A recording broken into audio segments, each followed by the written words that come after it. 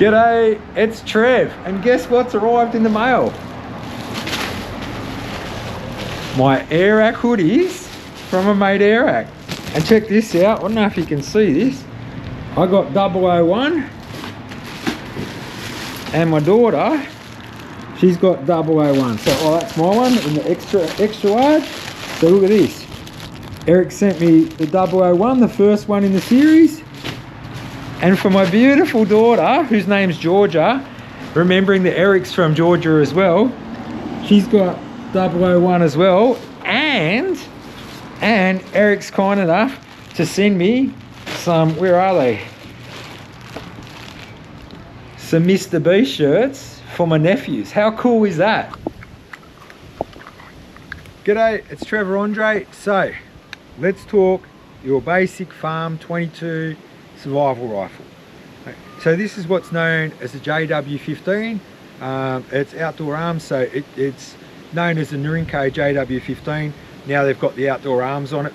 So this is probably a garden variety 22, right? Now the thing that you want to know first of all when you start shooting this is, how does the safety mechanism work, right? Always use the safety. Top shooters will tell you don't always trust the safety, but I'm telling you, use it anyway. Now, when these rifles are new, you know, they take a little bit of wearing in until they sort of don't be notchy, right? Now, what you've got to do is you push the safety here, right? But it's very, very, very tough at first, right? You're going to be pushing like this, and you're like, why isn't this working? What's wrong with the safety? But it takes like an extra big click with your thumb, right? So when it's back, it's ready to fire, right? When the safety is on, like I say, you're going to think it's to there, and you're like, this isn't working. It's just a new rifle. It needs to be running, right? You got to push it that extra little mile, and the next thing you know, it's running, right? Besides that, it's pretty decent. It comes out with, you know, a fairly stock standard scope of their own make that will do the job. It's got a synthetic stock, it's already blued, it comes with a threaded barrel. So for people like in the UK and stuff where you can get a suppressor, right, you can screw a suppressor straight onto it. So in terms of farm shooting and things like that, where you want to shoot quietly, nobody when they've got a big rabbit problem wants to shoot one rabbit today, maybe one in a couple of days. If there's 8 rabbits over there, you want to try and be able to hide, put a bipod on the front of it, and sit here nice and quietly and go pop, pop, pop, pop.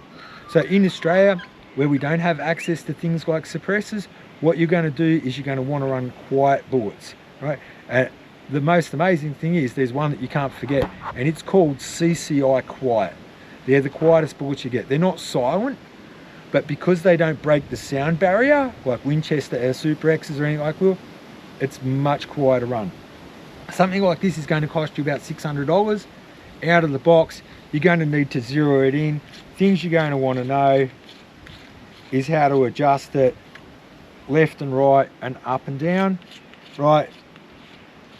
Don't try it 50 meters with a little target. It's not going to be anywhere near that yet, right? This isn't set up out of the box, run to go. What you're going to want is a big square of paper, like a big piece of cardboard, and put it close. Just put it at like 20 meters or something like that. Get yourself a 5-cent piece, and that way you can adjust the turrets up and down and left and right. So that goes this way, that goes that way, right? And just sit there and go run through like groups of 3 or 5 bullets, see where you are on the paper versus where you want it to be, and then adjust it accordingly. It might take you 20 rounds or something like that with a rifle like this until you've got it like pretty much where you want it to be. And after that, you're basically good to go. So if you want to shoot 30 to 40, maybe 50 meters accurately, you're going to use something like CCI quiets. When you're going to want to shoot out to like 100 meters, you might want to try something like Wildcats. You can try different ammunition that's all in 22. And the funny thing is, all of these guns like to eat different food. It's not necessarily that the most expensive bullet is going to be the best. Sometimes I've got a nearly $2,000 Bagara rifle, which is a super high-end 22, right? and it actually likes eating the cheapest bullets I can get at 7 cents a pop. So I hope that helps you, because when we first tried with this JW, we were like, there's something wrong here. This isn't locking in. The safety's not working. And it was only after we really pushed it in, we were like, okay, it's kind of like a 2-stage, right? Everything else works on it fine as it should. The trigger's a pretty decent trigger. The magazine is a good solid steel one. You're not going to destroy that anytime soon. The rest of it all works the way that it should. When you go to use the bolt, you'll see that it feels like notchy. It's still a bit clunky. All right, you've got to understand, when you're paying, you know, $900,000 for a bear rifle, whereas this is scope included at sort of 6, right? You're going to get a difference in the machining finish, right? I'm sure once this has had a couple of 100 rounds through it, right, that's going to become much smoother. So this has had about 40 rounds through it yesterday. What it's going to want is its first proper clean out, and then, you know, maybe another 100 rounds. That action is going to get much nicer. I hope you enjoyed this. Please like, subscribe and share.